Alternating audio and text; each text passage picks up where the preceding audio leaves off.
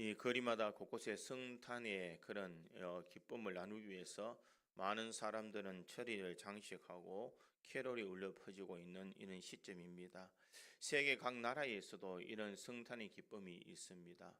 필리핀에 가보면은 필리핀에는 이 한여름인 더운 날씨에도 불구하고 그들은 성탄을 준비합니다. 호주도 마찬가지로 호주도 더운 날씨에 그들은 이 수상 스키를 타면서도 캐롤을 부르고 성탄절을 맞이하고 또한 크리스마스를 보낸다 이렇게 이야기를 합니다. 또한 독일에서도 보면은 이 독일에서는 크리스마스 물품을 많이 준비해서 팔면서 이 독일에서 이 캐롤을 부르며 성탄을 준비한다 이렇게 이야기를 합니다. 이 비스마르크나 독일 북부에 있는 핀란드와 스웨덴의 상인들이 와서 크리스마스 마켓에서 많은 장사를 하고 또 그곳에서 그들은 생활하고 있다 이렇게 이야기를 합니다. 그뿐만 아니라 이 성탄절이 가까워지면 아이들은 산타에게 편지를 적는 경우가 참 많이 있습니다. 여러분 그 편지가 어디로 가는지 아십니까? 산타에게 편지를 적으면 핀란드에 있는 로바니에미의 산타 마을로 가게 된다 이렇게 이야기를 합니다. 여러분 보신 적 있으십니까?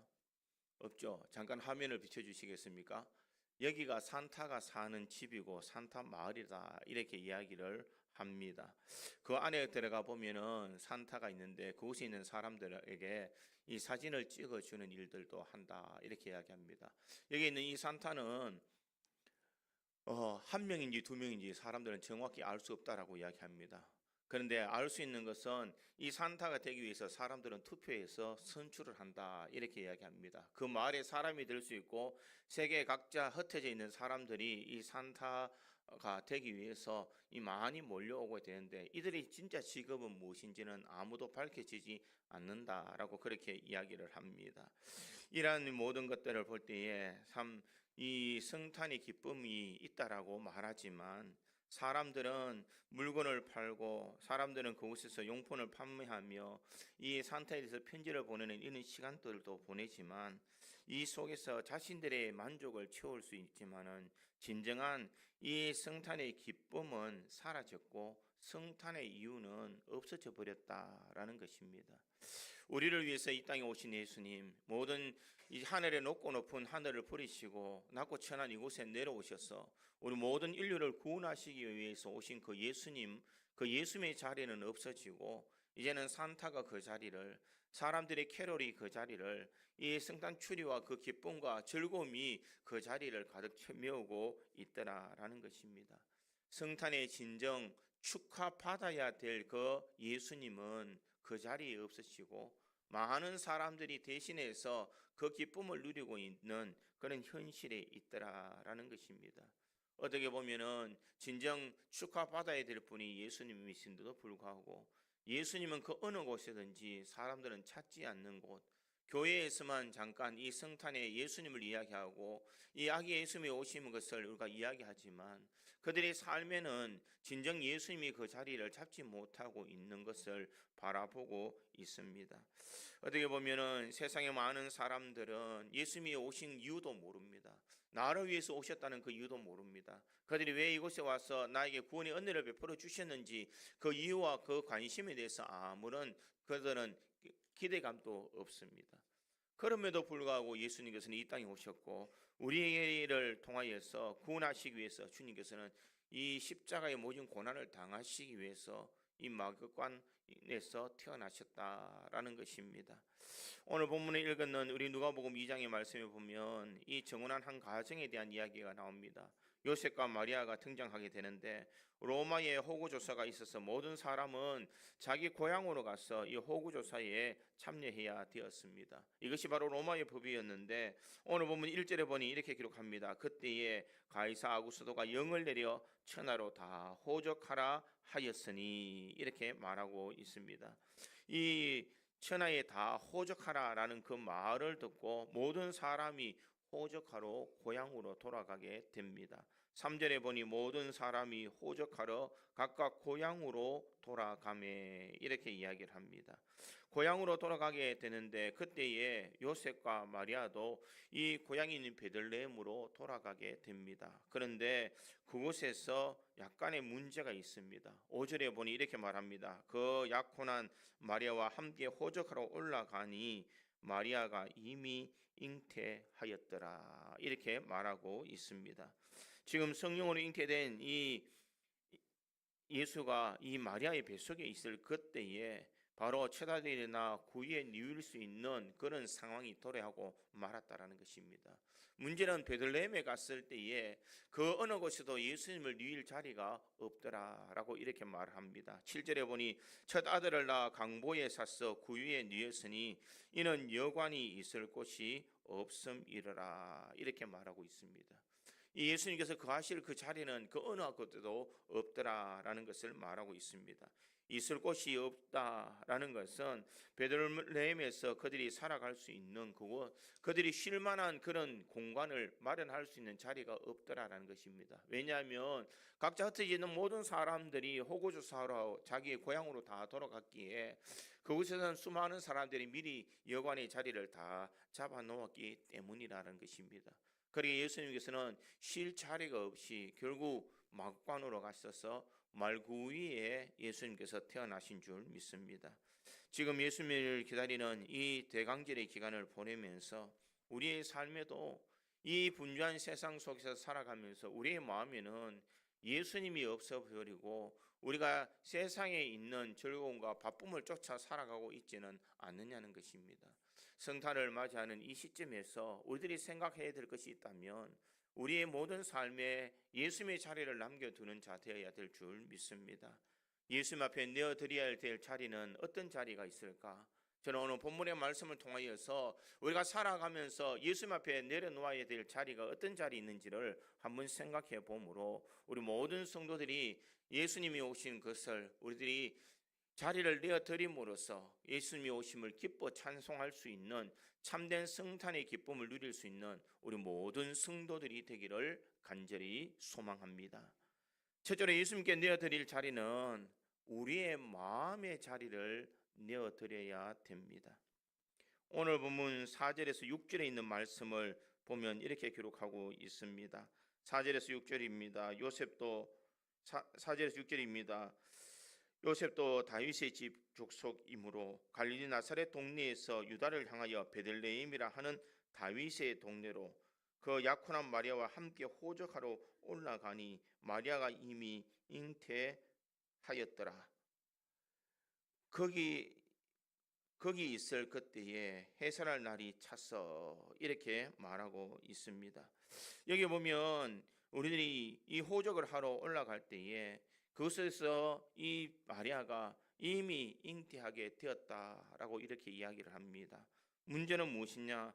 이 예수님이 잉태되는 그 마리아 속에 있었지만 그 누구도 이 마리아의 잉태된 사건에 관심을 가지지 않더라라는 것입니다. 수많은 사람들이 그 속에 있었지만 예수님께서 분명 오실 것이다라는 것을 많은 사람들에게 미리 예언하였고 구약의 모든 말씀들이 예수님을 가리키고 있음에도 불구하고 사람들의 마음속에는 예수님이 없더라라는 것입니다. 분명 미가서 5장 2절에 보면 이렇게 기록합니다. 베들레헴 에브라다야 너는 유다 족속 중에 작을지라도 이스라엘을 다스릴 자가 내게서 내게로 나올 것이라 그의 근본은 상고의 영혼에 있느니라 이렇게 말하고 있습니다. 분명 예수님께서 오실 것을 미리 예언하였고 예수님 오는 그 모든 징조를 다 보여주었지만 사람들 마음속에는 관심이 없더라라는 것입니다. 한 여인이 이 아기를 잉태해서 다니는 그 모든 과정 속에서도 산모로서 정말 불쌍하고 힘들겠다라고 관심을 가져주는 사람도 없더라는 것입니다. 그가 여관에 들어가고자 했지만 여관에 쉴 수 있는 방조차도 한 개 가질 수 없는 참 비참한 현실의 삶을 살아가게 되더라는 것입니다. 왜 이런 일들이 일어났을까? 사람들은 하나님의 말씀에 대한 관심이 없기 때문입니다. 이 메시아에 대한 기대감은 있지만 그들의 마음속에는 진정 메시아가 지금 올 것이다라는 참된 마음의 소망이 그들에게 없었기 때문이라는 것입니다. 막연한 신앙, 막연한 기대를 가지고 그들은 메시아를 기다렸지만 정말 예수님께서 오실 때에 예수님께서 지금 오신다라는 그 마음에 준비된 마음이 하나도 없었다라는 것을 알 수가 있습니다. 우리들도 마찬가지입니다. 성탄을 보낼 때에 우리는 어떤 마음으로 이 성탄을 맞이하고 있습니까? 막연한 세상 사람들처럼 즐기고 기쁘고 모든 것을 쾌락을 누릴 수 있는 그런 마음으로 우리가 성탄을 보내고 있지는 않습니까? 12월이 되면 성탄 추료를 해야 되고 12월이 되면 성탄절 준비를 해야 되며 성탄 예배를 드린다 같은 이 막연한 생각을 가지고 있다면 우리는 예수님을 맞이할 수가 없을 것입니다. 예수님을 환영하지 못하고 마음에 가지지 못하는 것은 그 사람들의 마음속에 마음의 준비가 되어 있지 않았기 때문이라는 것입니다. 수많은 사람들이 그 베들레헴의 성에 있었지만 그 누구도 아무도 관심을 가져주지 않고 아무도 예수님이 오신다는 그 말씀에 대하여 그들은 마음에 두고 있지 않았기에 예수님이 오신 그곳이 가장 이 낮은 자리에까지 올 수밖에 없는 현실이더라라는 것입니다. 마음이 가지 않는 곳, 마음이 내어주지 않는 곳에 예수님께서는 그 예수님의 자리가 빼앗아지고 이 말구에 예수님께서 태어나셨다라는 것을 말하고 있습니다. 지금의 성탄도 마찬가지인 줄 믿습니다. 전 세계의 사람들이 크리스마스를 보내고 있습니다. 그러나 이 전 세계에 있는 모든 사람들이 이 크리스마스를 보내지만 이 크리스마스의 의미가 예수님께서 우리를 위해 이 땅에 오신다는 것, 이 의미를 진정 깨닫고 이 성탄을 맞이하는 사람이 몇 명이나 있겠느냐는 것입니다. 그저 즐거운 성탄, 이 크리스마스, 예수님이 서야 될 자리에 산타가 서 있고 이 세상의 이 쾌락과 또 세상의 막연회로 이 물들어 있는 이 현실 속에서 우리는 살아가고 있지 않느냐는 것입니다. 예수님을 깊이 생각하고 예수님의 은혜를 기억하며 내 마음 한구석에 예수님을 생각하며 주님 앞에 나아갈 수 있는 그런 준비된 마음, 그 마음이 있는 사람만이 진정한 예수님을 맞이할 수가 있는 줄 믿습니다. 사람의 마음 속에 관심이 없으면 아무리 예수님께서 화려한 모습으로 이 땅에 오셔도 그 모든 사람들은 예수님을 맞이하지 않는다라는 것입니다. 그리에 우리의 마음이 주님을 향할 수 있는 신앙이 있어야 될 줄 믿습니다. 예수님이 있어야 될 자리는 어디인가? 정말 내 마음속에 예수님을 사모하는 마음, 예수님께서 나를 위해서 십자가에 달려 돌아가시기 위해서 이 땅에 오셨다는 이 구원의 은혜를 우리의 마음에 생각하며 주님을 내 마음속으로 받아들일 수 있는 것, 이것이 성탄에 우리들이 가져야 될 예수님의 자리를 마련하는 길인 줄 믿습니다. 우리의 마음을 잃어버리면 모든 것을 다 잃어버릴 수밖에 없다라는 것입니다. 로키 산맥에 가면은 한 100년 넘었던 아주 거대한 나무들이 있다고 합니다. 태풍이 몰아쳐도 이 나무는 절대로 무너지지 않는다고 합니다. 그런데 이 나무가 무너질 때가 있는데 그것은 무엇이냐?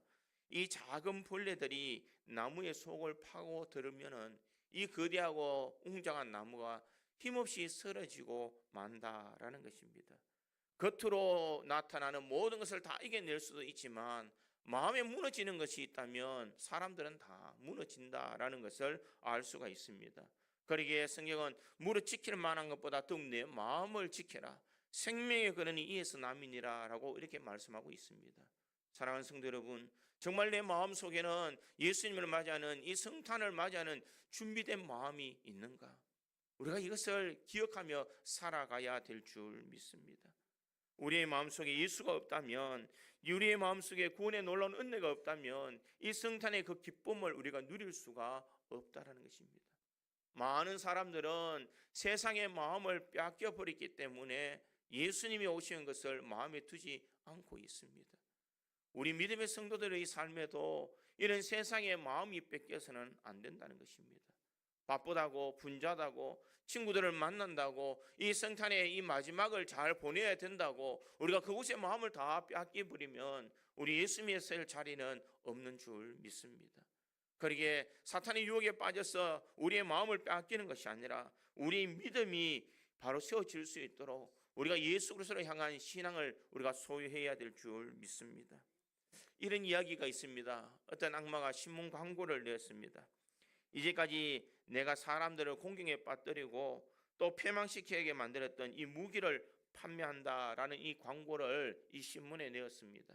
수많은 이 마귀들이 와서 그 무기를 사려고 하는데 한 무기가 보니까 아주 낡아서 이 별 보잘것없는데 그 옆에는 이런 글자가 쓰여 있다고 합니다.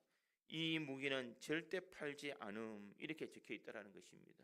그래서 다른 사탄이 왜 이것을 팔지 않느냐라고 물었더니 그 오래된 이 악마가 이렇게 대답을 했다고 합니다.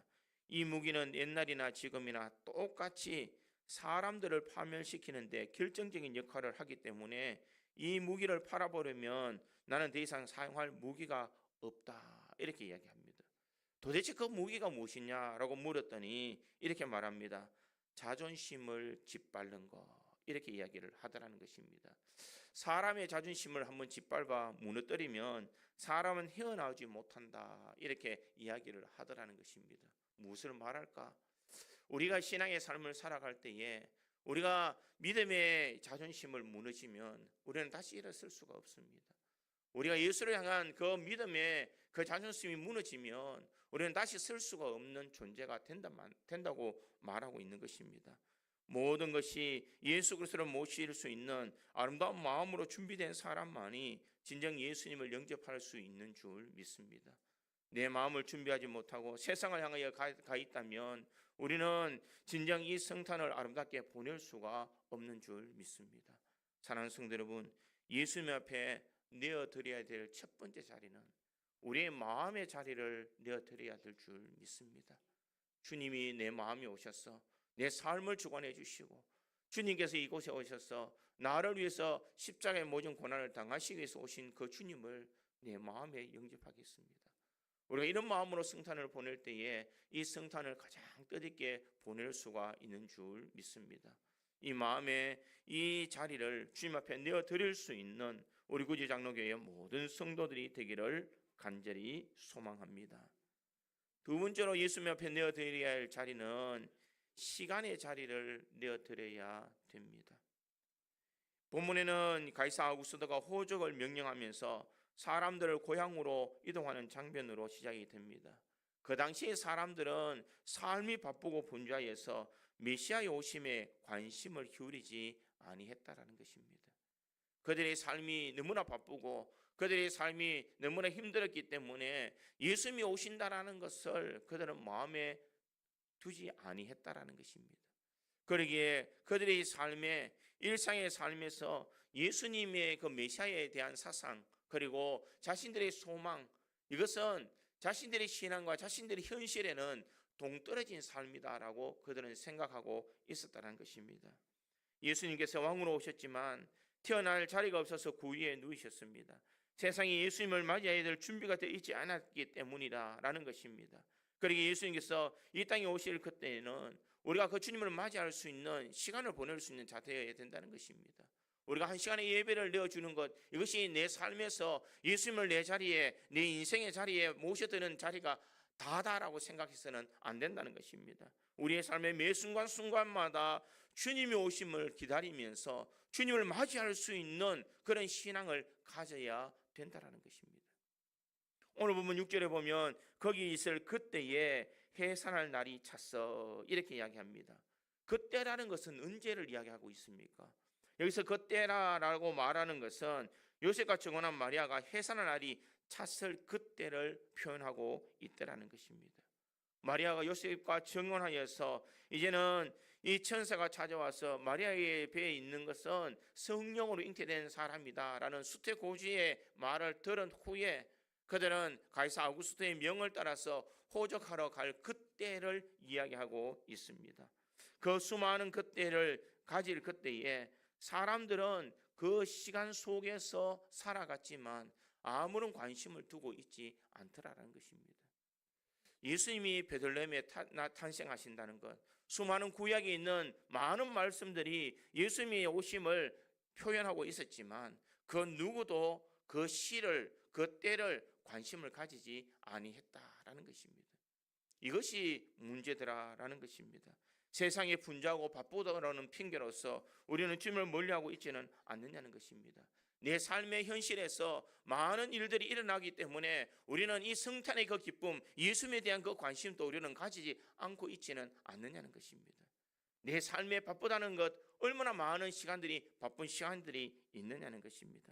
어느 사람이 시간 속에서 주님을 섬기고 주님을 닮게 원하는 마음으로 쓴 글이 있어서 잠깐 소개하겠습니다. 이런 글이 있습니다. 스푼과 컵들과 그릇들이 주인이신 나의 주님, 나는 아름다운 일을 행하여 성자가 될 시간이 없습니다. 당신을 밤늦게 묵상할 시간도, 새벽에 무릎을 꿇을 시간도, 하늘 문을 찾아 경배할 시간도 없습니다. 그릇을 씻을 동안만이라도 내가 성자가 되게 하소서. 내가 마르다의 손을 가져야 하지만 마리아의 마음도 가져야 하겠습니다. 내가 구두와 부채를 닦을 때 주여 주님의 샌달도 거기에 보는 듯 하게 하옵소서. 마루를 닦을 그 시간에 잠시 당신을 명상하는 것으로 주님 만족하소서. 나는 시간이 없습니다. 당신의 사랑으로 부엌을 치우시고 당신의 평화로 나를 감싸시며 매사에 걱정만 하는 나를 용서하시고 바가지 끓는 내 입을 고쳐주소서. 다락방에서 바닷가에서 음식을 나눠주시던 그 주님, 내가 당신에 드린 이 음식을 받아주소서. 아마 이 시를 적은 사람은 현실에 너무 바빠서 그는 이렇게 적었는 것 같습니다. 내가 주님을 만날 시간이 없는데 내가 설거지하는 그 시간 주님을 만나게 해주십시오.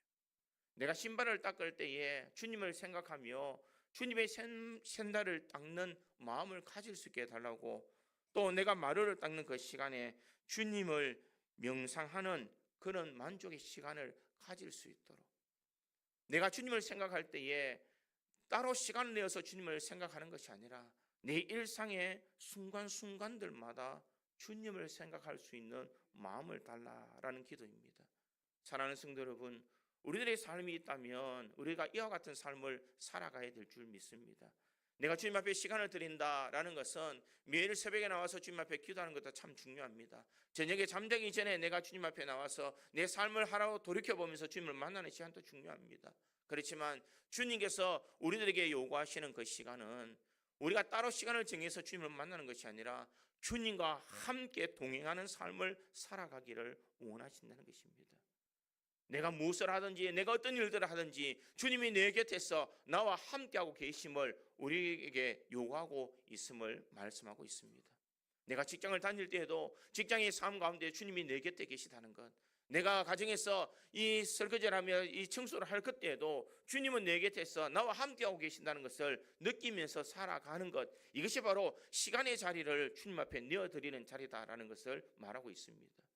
주님은 우리가 다른 곳에 마음을 빼앗기는 것을 원하지 아니하고 계십니다.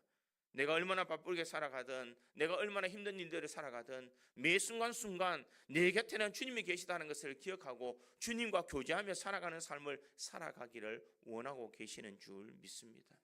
내 일상에 동떨어진 시간만 주님 앞에 드리는 것이 아니라 매 순간순간 주님과 동행하는 그 시간이 주님께서 기뻐하시는 삶의 시간이다라는 것을 우리가 기억해야 될 줄 믿습니다. 내가 직장에서 일을 할 때에도 사람을 만날 때에도 내가 밥을 먹을 때에도 그 모든 순간순간 내 곁에 주님이 계셔서 나와 함께하고 계시다는 것을 우리가 의식하며 살아가야 될 줄 믿습니다. 창세기에 보면 에녹이 300년 동안 하나님과 동행하며 그 하나님께서 그를 데려가셨다라고 말하고 있습니다. 여기서 이 동행이라는 것은 무엇일까? 이 동행이라는 것은 하나님을 의식하는 것을 말하고 있습니다. 왜 그것을 알 수 있는가? 이 에녹이 300년 동안 하나님과 동행할 그때에는 그가 아들을 낳은 후에 그와 하나님과 300년을 동행했다라고 이야기를 합니다. 그의 아들의 이름이 무드셀라입니다. 왜 무드셀라라고 지었을까? 그 말의 뜻을 해석해 보면 그가 죽으면 심판이 온다, 이런 뜻이 있기 때문입니다. 이 에녹은 하나님과 어떻게 동행했을까? 내 아들이 죽으면 심판이 올 것인데, 내 아들이 죽으면 심판이 올 것인데 그때가 되면 이 심판이 올 때면 나는 어떻게 심판을 맞이할 준비를 하고 있어야 될까? 늘 그것을 의식하며 살았다는 것입니다.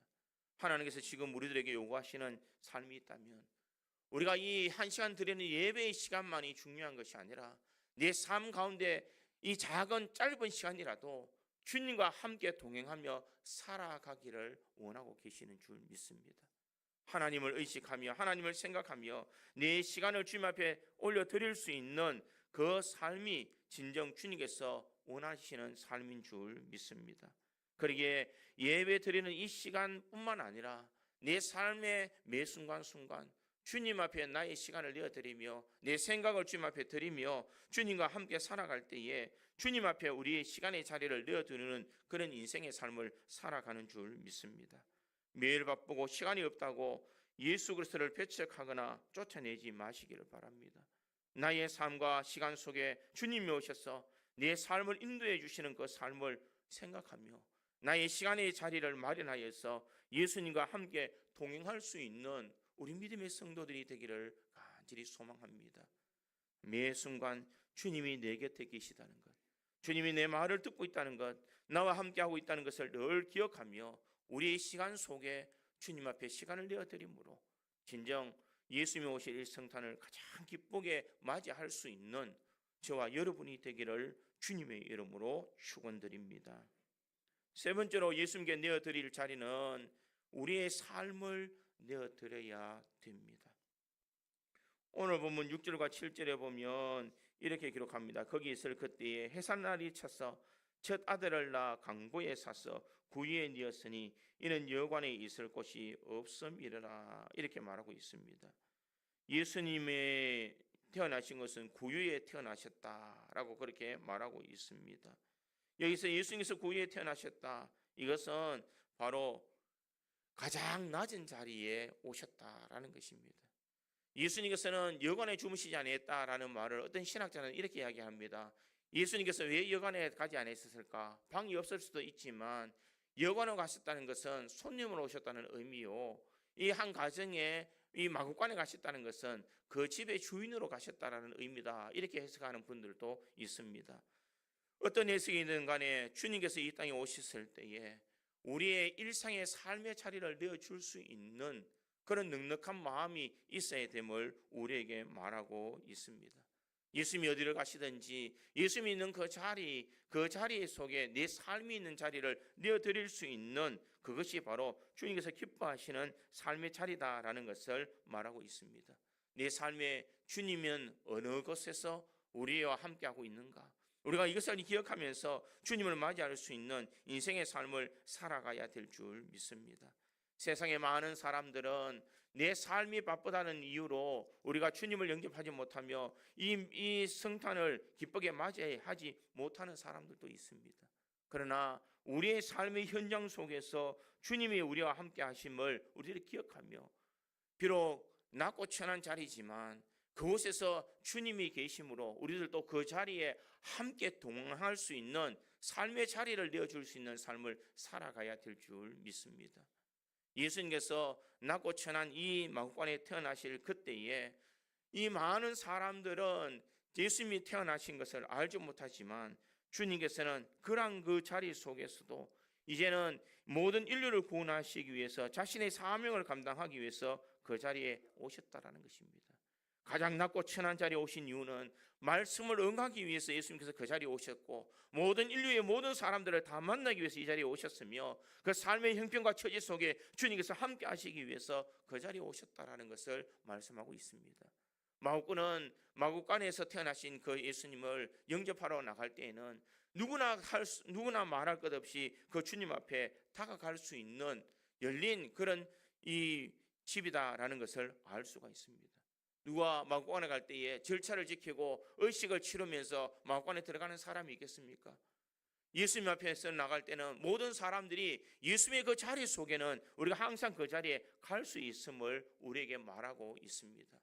사랑하는 성도 여러분, 주님은 가장 낮고 천한 자리에 오셔서 모든 사람을 다 만나기를 원하고 모든 사람들을 다 영접하며 모든 사람들 앞에서 주님을 마음 먹으면 만날 수 있는 그런 자리를 제공해 주셨음에도 우리는 우리 자신의 격식을 차리고 우리가 주님 앞에 나아가지 못할 때가 얼마나 많이 있느냐는 것입니다. 주님은 가장 낮은 자리에서 누구나 오더라도 쉽게 들어갈 수 있는 그 자리에 주님은 오셨고, 그 삶의 자리 속에 주님은 계셨지만 우리들은 이 주님을 영접하러 나가지는 못하는 어리석은 인생의 삶을 살게 되더라라는 것입니다. 사랑하는 성도 여러분, 우리의 삶의 자리를 주님 앞에 내려놓을 수 있기를 간절히 소망합니다. 우리 가정에 예수 그리스도의 자리가 있는지를 점검하시기를 바랍니다. 내 삶의 자리에 예수의 자리가 있는지를 한번 생각해야 될 줄 믿습니다. 이 성탄을 보내면서 우리 교회에 예수님의 오심을 맞이할 수 있는 진정한 그 자리가 준비되어 있는지를 우리가 생각해야 될 줄 믿습니다. 우리가 편안한 삶, 우리 안이라는 생각 때문에 주님을 외면하고 살아가고 있지는 않느냐라는 것입니다. 이 성탄을 맞이하여서 예수님 앞에 내야 될 자리가 있다면 우리의 삶의 자리를 주님 앞에 내려놓아야 될 줄 믿습니다. 가장 낮고 천한 이곳에 오신 그 주님, 그 주님이 가장 낮고 천하게 오셨다면 저 또한 낮아지고 겸손한 마음으로 주님 앞에 나가겠습니다. 주님께서 모든 인류를 구원하시기 위해서 이 땅에 오셨다면 나 역시 모든 사람들을 위해서 희생하는 그 자리에 내가 달려가겠습니다. 우리가 이런 마음으로 우리가 성탄을 맞이해야 될 줄 믿습니다. 사랑하는 성도 여러분, 수많은 설교가 흘러나오는 이 시대에 수많은 사람들이 이 성탄절을 보내고 있는 이 시점이지만 그 누구도 정말 내 마음속에 예수님을 모시고 나의 시간을 드리며 내 삶의 전부를 주님 앞에 드리며 살아가는 사람이 누가 있겠느냐는 것입니다. 하나의 즐기로 하나의 행사로 우리가 시간을 보낼 것이 아니라 정말 우리를 위해서 이 땅에 오신 그 예수님을 우리의 마음속에 맞아들이면서 우리의 삶의 자리를 주님 앞에 내어드릴 수 있는 자 되기를 간절히 소망합니다. 너무나 인색하게 너무나 주님을 모르고 살아가는 인생이 아니라 주님 앞에 내 모든 것을 내려놓고 주님을 모심으로 가장 뜻깊은 성탄절을 보낼 수 있는 우리 구지 장로교의 모든 성도들이 되기를 주님의 이름으로 축원합니다.